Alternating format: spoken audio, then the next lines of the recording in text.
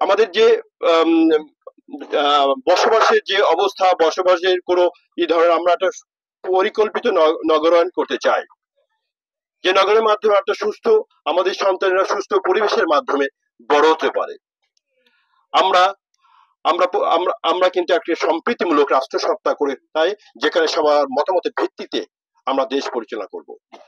তা আমাদের অনেক কিছু আছে, আপনারা বলতে 31 দফা যদি শ্রেয়াস করি, প্রত্যেকটা এটা একটা বাংলাদেশের, আমাদের চেয়ারম্যান সাহেব যেটা করেছেন, এখন চেয়ারম্যান সাহেব বাংলাদেশের একটা প্রতিচ্ছবি উনি এস্টাবলিশ করেছেন, এটা রিয়ালি অ্যাপ্রিসিয়েটেড। তা আমি আপনাদের আর সময়, মূল্যবান সময় নষ্ট করব না। আমার মা বোনদেরও ধন্যবাদ জানাচ্ছি, শুকরিয়া আদায় করছি, যারা অনেক কষ্ট করে পদ্মার আড়ালে বসে আমাদের কথা শুনছেন। আপনাদের কাছে আমাদের উদ্যোক্ত আহ্বান থাকবে, সৎ যোগ্য নেতৃত্ব দিয়ে ভোটে নেতৃত্বকে প্রতিষ্ঠিত করবেন, যারা ক্ষমতায় আসলে এই সমস্ত মেধার মাধ্যমে দেশকে পরিচালনা করবে।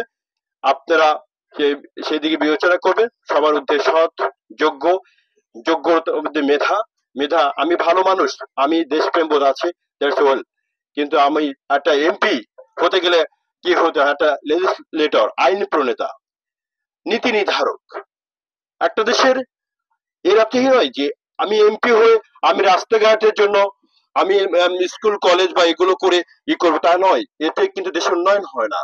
দেশের উন্নয়ন করতে গেলে এর পাশে, এটা তো একটা সারাউন্ডিং একটা কাজ, মূল জিনিসটা হলো একটা এমপির, সে নীতি নির্ধারণ করবে দেশকে কিভাবে পরিচালিত করা যায়, এবং দেশকে একটা অর্থনীতি ধর দেশ এবং দুর্নীতিমুক্ত সমাজ ব্যবস্থা গড়ে তোলা যায় এবং বিশ্বের কাছে প্রতিষ্ঠিত করা যায়।